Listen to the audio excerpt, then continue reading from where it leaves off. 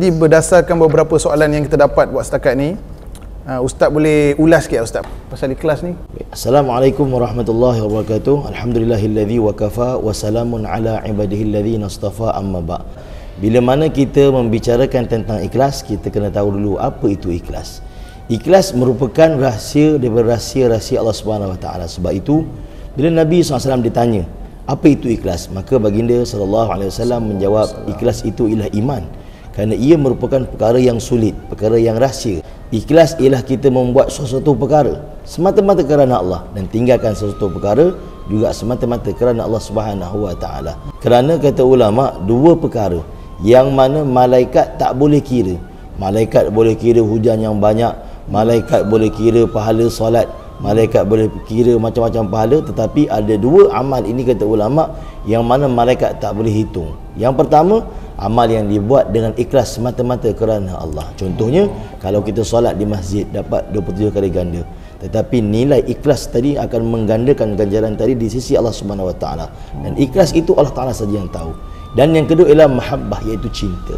Amal yang dibuat dengan rasa cinta pada Allah, cinta pada Nabi, akan meningkatkan darjat ataupun ganjaran itu di sisi Allah Subhanahu Wa Taala. Contoh, selawat atas Nabi sallallahu alaihi wasallam.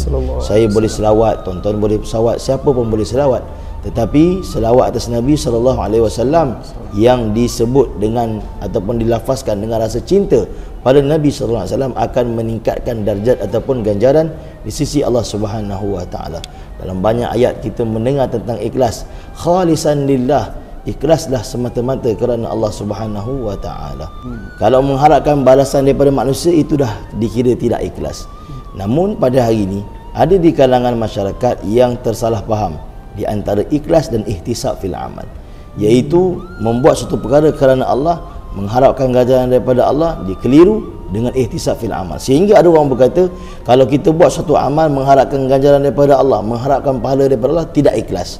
Sedangkan ia dua perkara yang berbeza. Pertama ikhlas, yang kedua ihtisab fil amal. Kita buat amal semata-mata kerana Allah, dan kita buat mengharapkan ganjaran daripada Allah. Yang tidak dibenarkan dalam Islam ialah kita buat amal mengharapkan ganjaran daripada manusia.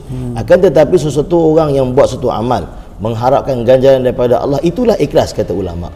Kerana ia dua perkara yang berbeza. Kalau kita melihat hadis yang sahih yang menyatakan tentang Ramadan, man qama Ramadan ataupun man sama Ramadan imanan wa ihtisaban ghufira lahu ma taqaddama min zambi. Sesiapa yang berpuasa dengan iman, siapa yang berdiri malam dengan iman, dia berdiri dengan iman, dia berpuasa dengan iman dan harapkan ganjaran daripada Allah, Allah ganjari dia, maka ghufira lahu ma taqaddama min zambi, baru Allah ampun dosa dia.